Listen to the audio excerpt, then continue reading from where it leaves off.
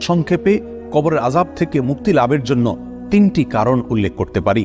প্রথম কারণ হলো যেই কোনো গুনাহ থেকে বেঁচে থাকার জন্য আপ্রাণ চেষ্টা করা, যেমন চগলখড়ি করা, কোরআনকে পরিত্যাগ করা, মিথ্যা কথা বলা, সুদের কারবার করা, জেনার সাথে জড়িত থাকা, পেশাবের ব্যাপারে অসাবধানতা অবলম্বন করা, এই সবগুলো থেকে বেঁচে থাকার জন্য চেষ্টা করা। দ্বিতীয় উপায় হলো নবী সাল্লাল্লাহু আলাইহি সাল্লাম যে দোয়াটি কবরের আযাব থেকে মুক্তি লাভের জন্য সবসময় পাঠ করতেন, আল্লাহুম্মা ইন্নী আউযু বিকা মিন আযাবিল কবর, আল্লাহ কবরের আযাব থেকে আমি আপনার কাছে আশ্রয় চাই।